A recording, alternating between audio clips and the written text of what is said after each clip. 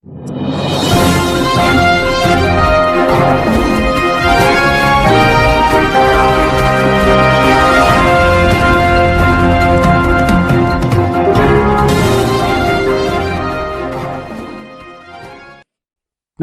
వార్తలకు స్వాగతం. ముందుగా ముఖ్యాంశాలు.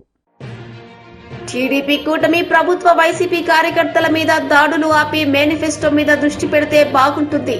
వైఎస్ఆర్సీపీ ఎమ్మెల్సీ వరదు కళ్యాణి.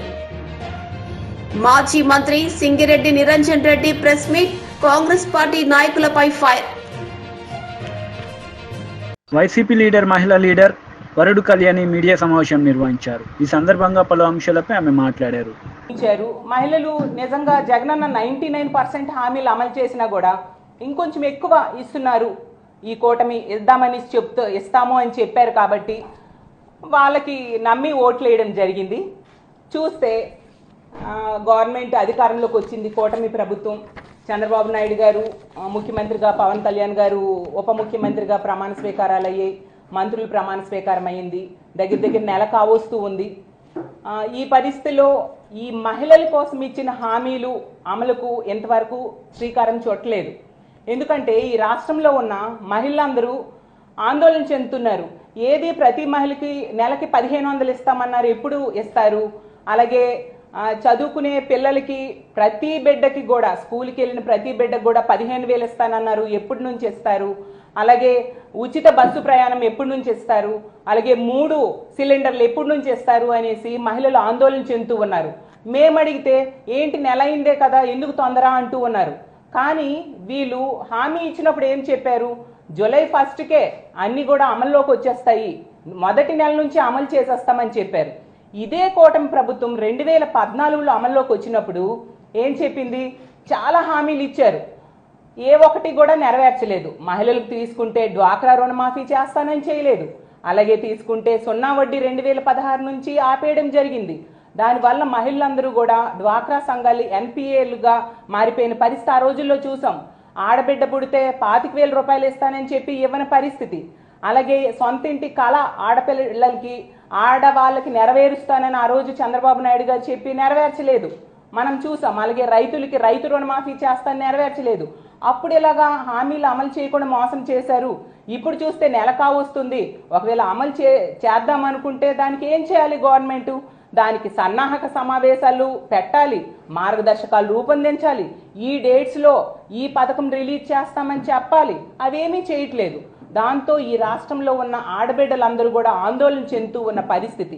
మేము ఒక ప్రతిపక్ష పార్టీగా మీ దృష్టిలో పెట్టాల్సిన బాధ్యత మా మీద ఉంది. మీరిచ్చిన హామీలు గుర్తు చేయాల్సిన బాధ్యత మా మీద ఉంది కాబట్టి ఈ ప్రెస్ మీట్ పెట్టడం జరిగింది. మీరు ఇచ్చిన హామీలు తీసుకుంటే ఈ రాష్ట్రంలో ఉన్న మహిళలు 18 సంవత్సరాలు దాటి 60 సంవత్సరాల లోపు ఉన్న మహిళలకి నెలకి 1500 ఇస్తామని చెప్పారు. ఆల్రెడీ నెల రోజులు గడిచిపోయింది. ఇప్పుడు మన రాష్ట్రంలో తీసుకుంటే ఈ పథకానికి అర్హత ఉన్న మహిళలు 1,72,00,000 మంది వరకు ఉన్నారు. టోటల్ మహిళల్లో పెన్షన్దారులన్నీ తీసేగా 1,72,00,000 మంది ఉన్నారు. దీనికోసం మరి నిధులు ఏమైనా మీరు కేటాయించారా? దీనికోసం ఆలోచన చేశారా? సన్నాహక సమావేశాలు ఏర్పాటు చేశారా? ఏమీ ఇంతవరకు చేయలేదు. దాంతో అనుమానాలు కలుగుతూ ఉన్న పరిస్థితి రాష్ట్రంలో ఉన్న మహిళలందరికీ నిజంగా ఈ ప్రభుత్వం అమలు చేస్తుందా అని అనుమానం కలుగుతుంది. మా జగనన్న గవర్నమెంట్ చివరిలో ఈ చేయూత కోసం 4,000 కోట్లు రెడీ చేసి ఉంచారు. కానీ చేయూత డబ్బులు ఈరోజు ఏ మహిళలకి పడని పరిస్థితి. మహిళలందరూ చేయూత పడలేదే అని బాధపడుతూ ఉన్నారు. జగనన్న ముఖ్యమంత్రిగా కొనసాగుంటే ఈ టైం చేయూత డబ్బులు ఎప్పుడో వచ్చేసేవి. కాబట్టి ఈ రాష్ట్ర ప్రభుత్వాన్ని, ముఖ్యమంత్రి అయిన చంద్రబాబు నాయుడు గారిని, ఉప ముఖ్యమంత్రి అయిన పవన్ కళ్యాణ్ గారిని, మిగతా మంత్రుల్ని కోరుకునేది ఏంటంటే మీరు అర్జెంటుగా ఆ నెలకి 1500 రూపాయలు అనేది విడుదల చేయండి, మహిళలను ఆదుకోండి. అలాగే తీసుకుంటే ఈ చేయూత డబ్బులు కూడా జగనన్న ఆల్రెడీ డబ్బులు సమకూర్చి పెట్టిన చేయూత డబ్బులను కూడా మీరు వెంటనే మహిళల అకౌంట్లో వేయండి అని కోరుతున్నాము. అలాగే తీసుకుంటే మా ప్రభుత్వంలో అమ్మఒడి అనే పథకాన్ని ప్రతి మహిళ, అంటే బిడ్డలకి స్కూల్కి పంపే మహిళలకి 15,000 రూపాయలు ప్రతి సంవత్సరం టెన్షన్గా 2019-20 సంవత్సరం నుంచి కూడా జగనన్న ఇస్తూ వచ్చారు. 25,800 కోట్ల రూపాయలు 44.5 లక్షల మంది మహిళలకి టెన్షన్గా. బీఆర్ఎస్ లీడర్ మీడియా సమావేశం నిర్వహించారు. ఈ సందర్భంగా పలు అంశాలపై ఆయన మాట్లాడారు. విలువలకు కట్టుబడి ఉంటే వీళ్ళందరి చేత రాజీనామా చేయించమని ఎందుకు చెప్పట్లేదు? వీళ్ళతో రాజీనామా చేయించి విలువలకు మేము పట్టం కడుతున్నామని ఎందుకు మాట్లాడతలేరు? ఈ డబుల్ స్టాండర్డ్స్ ఎందుకు మరి మీకు? మరి మొన్ననే కేశవరావు గారు రాజ్యసభ కూడా రాజీనామా చేసింది కదా, అదే మోతాదులో అదే పద్ధతిలో ఇతర పార్టీల నుంచి గెలిచి వచ్చినటువంటి వాళ్ళు మా పార్టీలో జాయిన్ అయితే కండిషనల్గా వాళ్ళు రాజీనామా చేసి రావాలని ఎందుకు చెప్తలేడు రాహుల్ గాంధీ? అంటే రాహుల్ గాంధీ గారు మాట్లాడినటువంటి మాటలన్నీ కూడా డబుల్ స్టాండర్డ్సే అని చెప్పి దేశం భావించదా?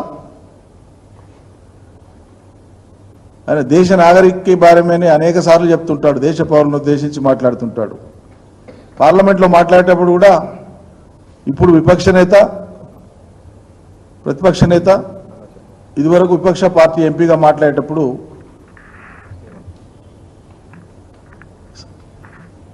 పార్లమెంట్ సభ్యుడిగానే కాదు, నేను ఒక నాగరికుడిగా ఈ దేశ పౌరుడిగా ప్రశ్నిస్తున్నానని మోడీ గారిని అనేక సార్లు ప్రశ్నించింది అనేక విషయాలలో. వాటన్నింటినీ ఎన్నికల మేనిఫెస్టోలో పెట్టినారు. రేపు మేము ఈ రకమైన సుందర భారతాన్ని నిర్మిస్తామని చెప్పినారు. పచ్చి అవకాశవాదంతోనే వాళ్ళ తిలోదకాలిచ్చి వాటన్నిటికీ ఒక్కటంటే ఒకటి చెప్పిన మాటకు దిక్కులేదు. ఆయన సాక్షిగా చెప్పినటువంటి ఈ రాష్ట్రంలోని గ్యారంటీలకు దిక్కులేదు, సంక్షేమ అభివృద్ధికి సంబంధించిన గ్యారంటీలకు దిక్కులేదు. రాజకీయ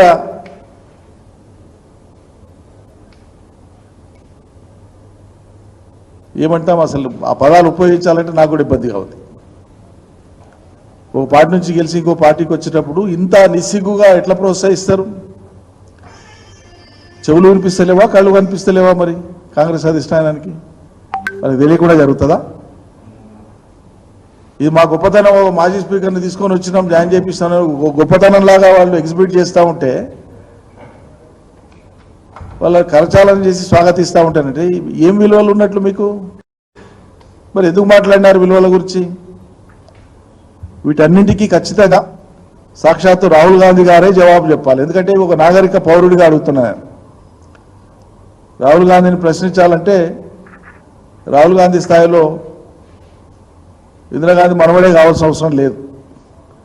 మీరు ఈ దేశ రాజ్యాంగం గురించి, ఈ దేశ పౌరులకు సంబంధించినటువంటి రాజ్యాంగం గురించి మాట్లాడినప్పుడు ఈ దేశంలోని పౌరుడిగా మీరు చెప్పినటువంటి మాటలనే గుర్తు చేయడం పౌరుడుగా మా బాధ్యత అనుకొని ఇలా మీకు అనేక అంశాలతో కూడినటువంటి లేఖను స్వయంగా రాహుల్ గాంధీ గారికి స్వయంగా నేను అడ్రస్ చేస్తున్నాను బీఆర్ఎస్ పార్టీ తరఫున. ఇందులో పొందుపరిచినటువంటి ప్రతి అంశానికి స్వయంగా రాహుల్ గాంధీ గారే జవాబు చెప్పాలి దేశ ప్రజలకి. ఇది ఇక్కడితోనే వదలం, తెలంగాణకి పరిమితం కాదు, జాతీయ మీడియాకు కూడా పంపిస్తాం. అన్ని చోట్ల కూడా ప్రశ్నిస్తారు వారిని. తన మీద బీజేపీ వాళ్ళు అక్రమంగా క్రిమినల్ డిఫర్మేషన్ కేసు వేయించి తన సభ్యత్వాన్ని రద్దుపరిచి ఆగమేఘాల మీద తన క్వార్టర్ను కూడా ఖాళీ చేయించి అమానుషంగా ప్రవర్తించినారన్నప్పుడు అందరం సానుభూతి చూపించినాం. పార్టీలు ఏవైనా సరే ఇది పద్ధతి కాదన్నాం. తాను స్వయంగా సుప్రీంకోర్టు ఆయనకు ఊరట కల్పిస్తే న్యాయ వ్యవస్థ మీద, సుప్రీంకోర్టు మీద నాకు అచంచలమైన విశ్వాసం ఉందని చెప్పి రాహుల్ గాంధీ గారు ప్రకటించినారు. మరి భారత సర్వోన్నత న్యాయస్థానము చాలా స్పష్టంగా చెప్పి కాంగ్రెస్ నేతలు మీడియా సమావేశం నిర్వహించారు. ఈ సందర్భంగా పలు అంశాలపై వారు మాట్లాడారు. కోణాలతో ఆ రోజు ఈ డెమోక్రసీ అంటే ఓటు హక్కు ద్వారా ప్రభుత్వాలను ఏర్పాటు చేసుకొని ప్రజల యొక్క మనసుకు తగ్గట్టు, వాళ్ళ యొక్క బతుకులకు తగ్గట్టు ప్రభుత్వాలు నడుచుకునే విధంగా ముఖ్యమంత్రులు, ఎమ్మెల్యేలు, ఎంపీలు, ప్రధానమంత్రులు నడుచుకునే విధంగా ఇదంతా తీసుకొచ్చింది ఆ రోజు మహాత్మా గాంధీ గారి యొక్క నాయకత్వంలో నెహ్రూ గారు. ఈరోజు రాష్ట్రపతి గారు ప్రసంగం ఇచ్చిన దాని వెనుక మోడీ ప్రధానమంత్రి గారు చెప్పిన ఆ స్వతంత్రానికి మూల కారకుడు ఆనాటి నెహ్రూ గారు అని మర్చిపోకండి. నెహ్రూ గారని మర్చిపోవద్దు మీరు.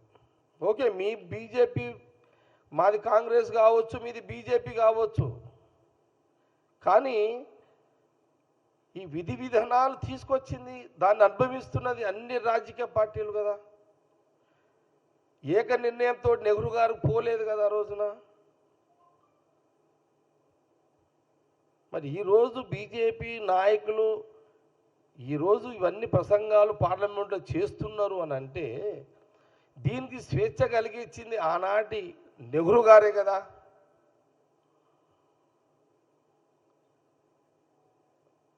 అయితే ఇంకొక మాట బీజేపీ వాళ్ళు అంటున్నారు, బాబాసాహెబ్ అంబేద్కర్ గారిని ఓడగొట్టింది కాంగ్రెసే అని వాళ్ళు అంటున్నారు. ఇది ఎంత అబద్ధం చూడండి బీజేపీ నాయకులు. ఆ రోజులల్లో వీళ్ళు ఎక్కడున్నారు? ఆ రోజు అంబేద్కర్ గారు సంబంధించిన వ్యవహారంలో ఆ రోజులలో ఉన్నది ఎవరు? ఆ రోజులలో అటల్ బిహారీ వాజ్పేయి, ఎల్కే అద్వానీ గారు. ఎప్పుడైనా అటల్ బిహారీ వాజ్పేయి, ఎల్కే అద్వానీ గారు అంబేద్కర్ గారిని ఓడగొట్టారు అని ఎప్పుడన్నా చెప్పిన సందర్భాలు ఉన్నాయా? అది ఎప్పుడైనా ఉన్నాయా? లేవు.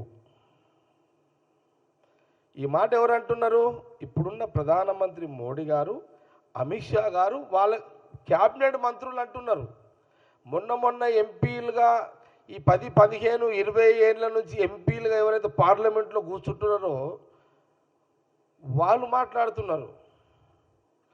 ఈ ఆశ్రమాల్లో కూర్చొని ఆశీర్వాదాలు ఇచ్చి కాషాయ బట్టలు వేసుకొని ఎంపీలుగా వచ్చి పార్లమెంట్లో కూర్చున్న వాళ్ళు మాట్లాడుతున్నారు.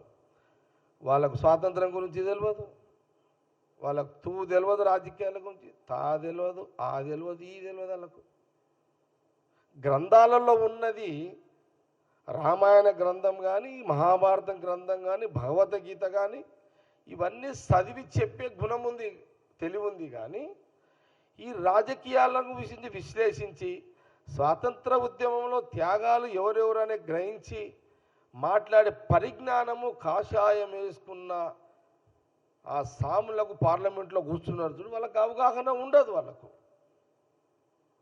వాళ్ళు మాట్లాడతారు, వాళ్ళ నోరుంది, వాళ్ళు మాట్లాడతారు. ఎందుకంటే వాళ్ళు చెప్తే కొందరు వాళ్ళ భక్తులు వింటారు, వాళ్ళ శిష్యులు ప్రచారం చేస్తారు. కానీ జరిగింది ఏంది? అది ఒక సెకండ్.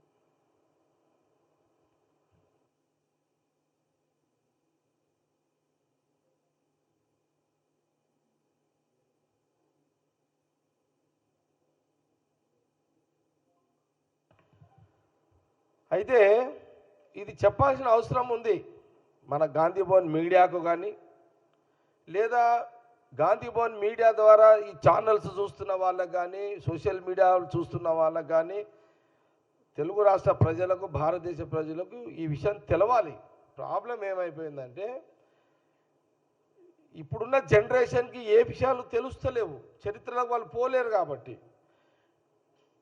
ఏది ఈ సోషల్ మీడియాలో ఇవన్నీ రావు, వస్తలేవు.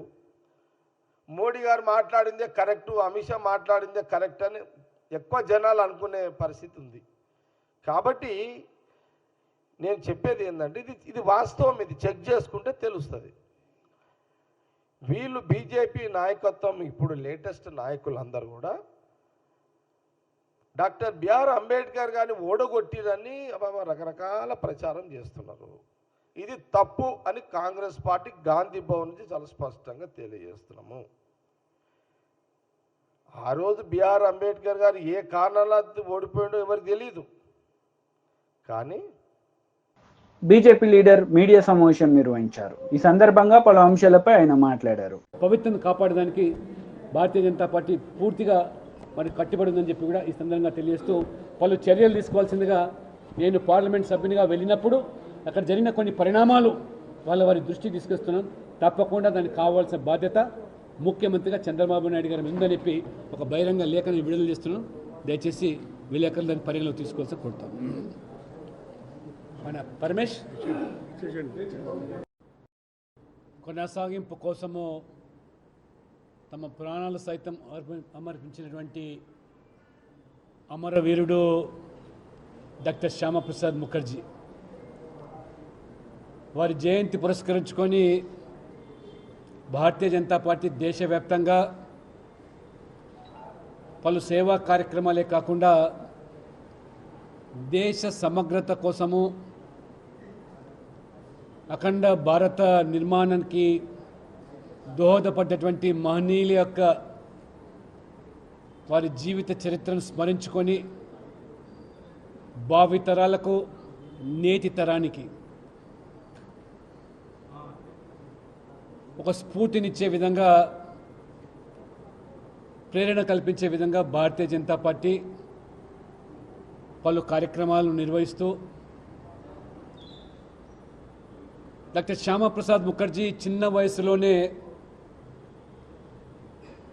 పశ్చిమ బెంగాల్లో విశ్వవిద్యాలయంలో వైస్ ఛాన్సలర్గా,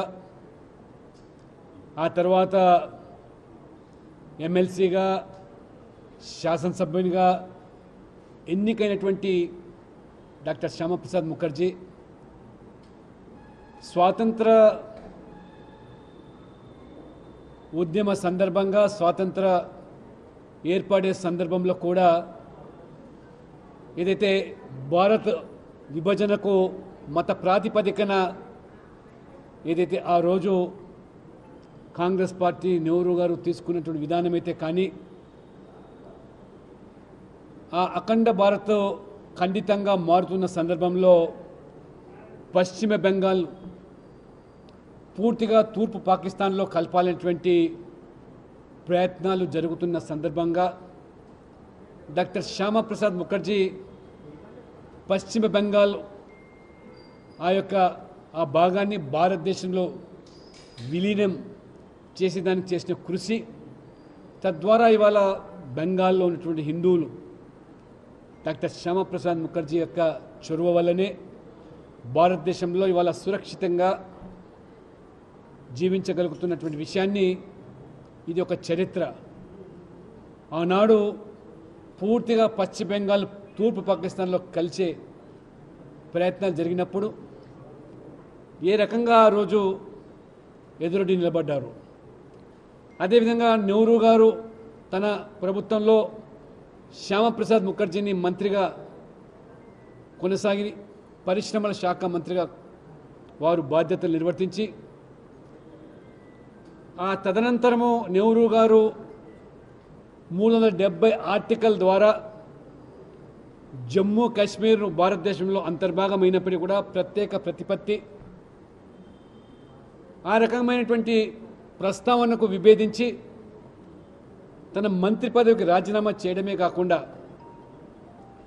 ఆ రోజు ఏక్ దేశ్ మే దో విధాన్ దో ప్రధాన్ దో నిషాన్ నై చలేగా అనేటువంటి ఉద్యమానికి ఊపిరిపోసి నా దేశంలో ఉన్నటువంటి కాశ్మీర్కు వెళ్ళడానికి ఈ పాస్పోర్ట్ విధానం ఏమిటని చెప్పి ప్రశ్నించి విభేదించి సత్యాగ్రహానికి పూనుకుంటే ఎటువంటి ప్రభుత్వ అనుమతులు లేకుండా స్వదేశంలో నేను కాశ్మీర్కు వెళ్తానని చెప్పి భీష్మించుకొని వారు ఆ కార్యక్రమానికి నాంది పలికితే కాశ్మీరు ఆ యొక్క భూభాగంలో అరెస్ట్ చేసి వారిని జైలు పాలు చేస్తే చివరికి జైల్లోనే అనుమానాస్పద స్థితిలో వారు మరణం సంభవించడము, తదనంతరము దేశవ్యాప్తంగా ఏదైతే ఆ ఉద్యమం తీవ్ర రూపం దాల్చిందో దాని పర్యవసనమే ఆ రోజు ఈ యొక్క ప్రత్యేక జెండా లేదా కాశ్మీర్ ముఖ్యమంత్రి సైతం కూడా ప్రధానమంత్రిగా భావించేటువంటి పరిస్థితి నుంచి ఆ రోజు ప్రభుత్వం ఉపసంహరించుకున్నప్పటికీ 370 ఆర్టికల్ కొనసాగడం, చివరికి డాక్టర్ శ్యామప్రసాద్ ముఖర్జీ యొక్క బలిదానము. టీడీపీ లీడర్ మీడియా సమావేశం నిర్వహించారు. ఈ సందర్భంగా పలు అంశాలపై ఆమె మాట్లాడారు. నెల రోజులైంది. గౌరవ సీఎం గారు చంద్రబాబు నాయుడు గారు సీఎంగా బాధ్యతలు తీసుకొని ఇంకా నెల కూడా కాలేదు. అప్పుడే సాక్షి విషపత్రికలో తప్పుడు ప్రచారాలు, తప్పుడు రాతలు, పిచ్చి మాటలు సో ఇవన్నీ కూడా ప్రచారం చేస్తున్నారు. వాళ్ళ యొక్క దిగజారుడుతనానికి ఇవన్నీ కూడా నిదర్శనంగా ప్రజలందరూ కూడా గమనిస్తున్న విషయాన్ని నేను ఒకసారి తెలియజేస్తున్నా. ఈ రోజున ఎలక్షన్ ముందు ఏదైతే రాష్ట్ర ప్రజలు అన్ని విధాలుగా వైసీపీ పాలనలో ఇబ్బంది పడ్డారో ఆ ఇబ్బందుల్ని తొలగించడానికి కూటమి ప్రభుత్వం వచ్చిన తర్వాత మేము డెఫినెట్గా ఇవి చేస్తాం అని ఏదైతే హామీలు ఇచ్చామో అవన్నీ కూడా చేయటం మొదలుపెట్టాం. ఇవన్నీ కూడా జగన్మోహన్ రెడ్డి గారికి వాళ్ళ సాక్షి పత్రికకి కనిపించట్లేదు అనుకుంటా. చంద్రబాబు నాయుడు గారు ముఖ్యమంత్రిగా ఛార్జ్ తీసుకున్న తర్వాత మొట్టమొదటిగా పెన్షన్స్ మీద సైన్ చేయటం జరిగింది. సెకండ్ డిఎస్సి టీచర్ పోస్టుల మీద సైన్ చేయటం జరిగింది. థర్డ్ ల్యాండ్ టైటిలింగ్ యాక్ట్ మీద సైన్ చేయటం జరిగింది. ఫోర్త్ అన్నా క్యాంటీన్ మీద సైన్ చేయటం జరిగింది. ఫిఫ్త్ ఈ గణన మీద సెన్సస్ మీద ఇది స్కిల్ సెన్సస్ మీద సైన్ చేయటం జరిగింది. దాదాపుగా 65 లక్షల మందికి జూలై 1వ తారీఖున 4,408 కోట్ల రూపాయలు పెన్షన్స్ చాలా అట్టహాసంగా ఒక రికార్డు స్థాయిలో సచివాలయ ఉద్యోగుల ద్వారా పంపిణీ చేసినటువంటి ఘనత చంద్రబాబు నాయుడు గారి ప్రభుత్వానిది. ఇవి మీకు కంటికి కనిపించలేదా? మీరు ఎలక్షన్ టైంలో పెన్షన్స్ ఇవ్వటానికి వాలంటీర్లు లేకపోతే అసలు ఏ పని జరగదు, వాలంటీర్లు లేకపోతే పెన్షన్స్ ఇవ్వటం జరగదు అనేసి ఒక కుట్రమైన పూరితమైనటువంటి ఆలోచనతో 60 మంది అవ్వాతాతలు చనిపోయటానికి కారణమయ్యారు జగన్మోహన్ రెడ్డి గారు. మీరు ఈ రోజున ఏకదంగా అదే సచివాలయ సిబ్బంది ద్వారా రికార్డు స్థాయిలో మేము పెన్షన్లు ఇప్పించాం. ఒక చిత్తశుద్ధి ఉండాలండి, ప్రజలకి మంచి చేయాలని ఒక చిత్తశుద్ధి ఉంటే ఏదైనా సరే చాలా బాగా జరుగుతుంది. ఈరోజు మీరు పత్రికలో రాశారు, తప్పుడు రాతలు రాశారు. ఆడబిడ్డనేది సూపర్ 6 ఏదైతే మేము అమలు చేస్తామన్నామో డెఫినెట్గా 100% మేము అమలు చేసి తీరుతాం.